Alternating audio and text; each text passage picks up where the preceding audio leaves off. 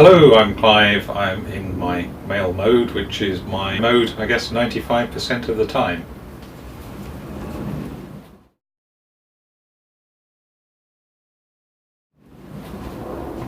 I quite like being pangender. I think it's an opportunity to express different aspects of personality.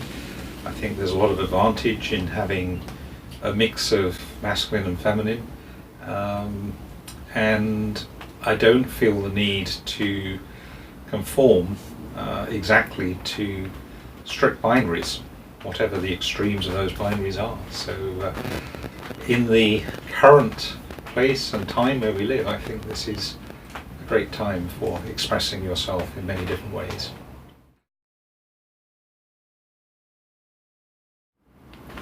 Yes, I have always had what I suppose some would call gender dysphoria, in that I don't think there's ever been a time when I've not wanted to express two sides of my nature. It's probably only more recently that I've come to understand what the idea of pangender's about. This idea of having essentially two sides. And there was quite a long period when I did question whether I was transgender. In other words, I wanted to abandon my male self altogether, that it just didn't feel right being in this body. But actually I've come to realise I enjoy giving both sides expression from time to time.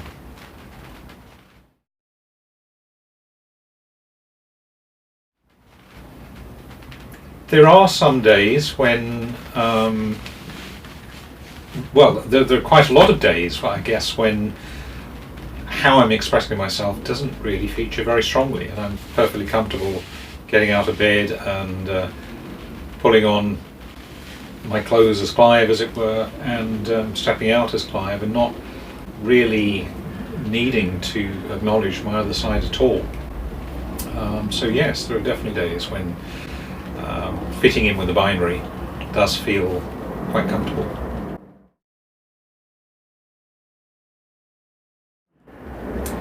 Yes, very much I'm aware of my other side.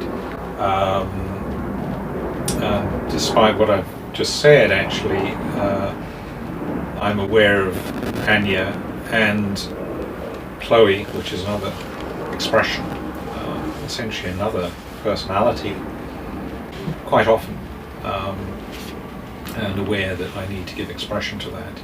So it's something that doesn't go away, but it's not something that's on my mind 24/7, as it were.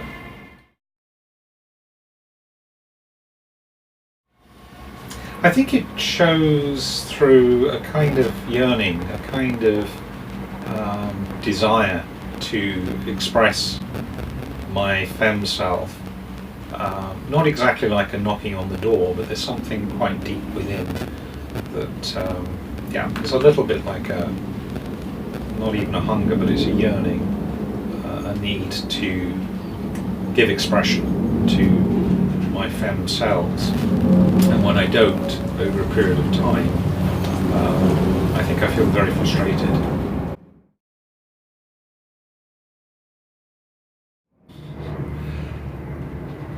This is something which is really quite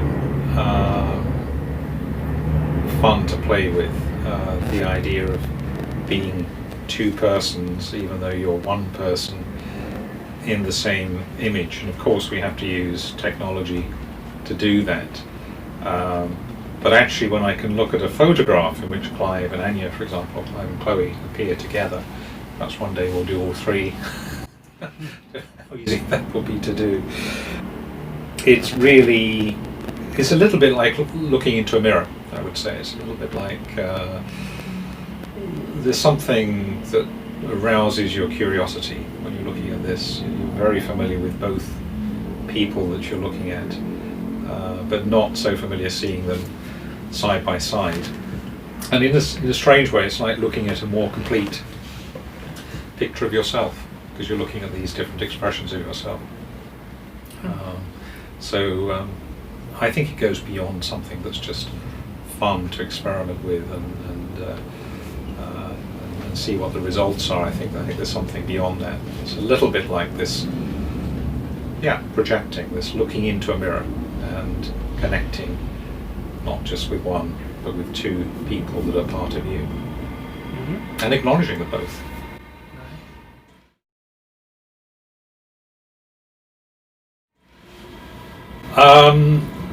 I have for a long time struggled to understand what masculinity and femininity are beyond the sort of stereotypes in our society. For me, they are really just labels, and I don't see a boundary particularly. There probably is a different feeling. Some things you can feel have a feminine quality, but how I would begin to define for me what that means, I really don't know where I would start. So I do believe that whilst there probably are extremes which conform with those stereotypes, probably, masculine being directive and aggressive and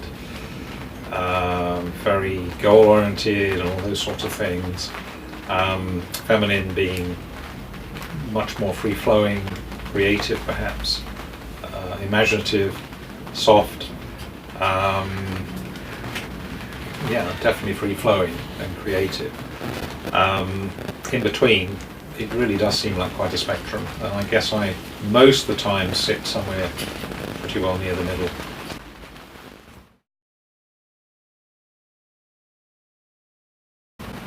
Well, I think for me gender is a totally made up concept. It's all about how we want to present to the world, and that's not just about whether you want to be seen as male or female or a mix.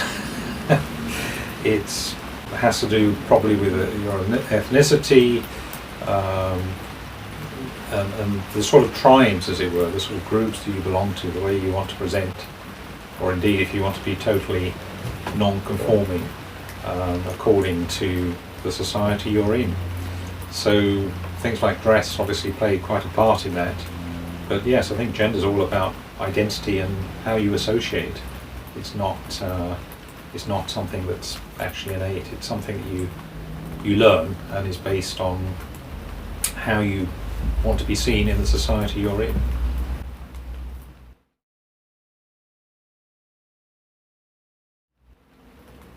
To some extent, I think, and this is a very throwaway comment of sorts.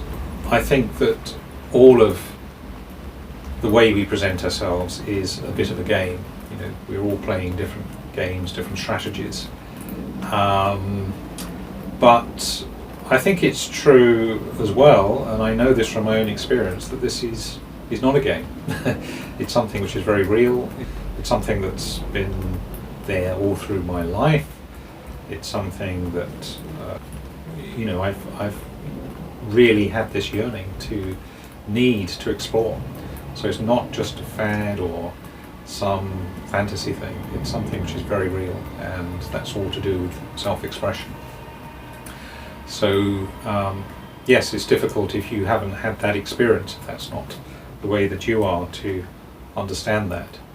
But perhaps there are enough people out there now talking about this, talking about their real experiences, to hopefully persuade some that there is something quite serious about this.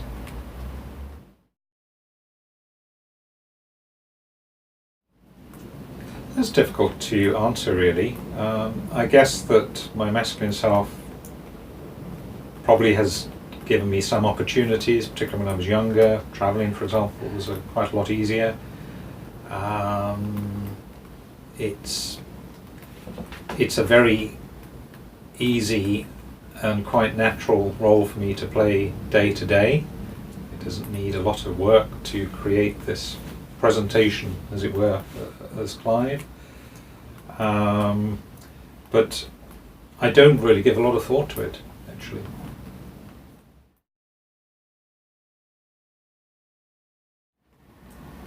I think that probably being male and wanting to be sometimes a bit flamboyant in terms of dress and so on, which I'm inclined to be quite outgoing generally, there are still social taboos around this and expectations among some people. And so it can be quite restricting. You can feel that you are limited in terms of how you want to express yourself. You want to express yourself emotionally, publicly. Certain things are going to be frowned upon. And I don't like being mocked or shouted at or rejected or abused. So I'm inclined to avoid inviting that.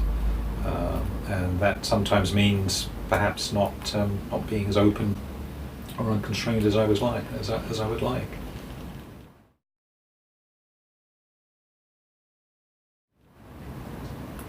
I think I'm very content with myself at the moment, very content to be able to give Anja and Chloe expression from time to time, to live in a time and place where that's possible. So, it's a kind of case of celebrating this multi-personality, multi-gendered nature, and it's a good time to be around.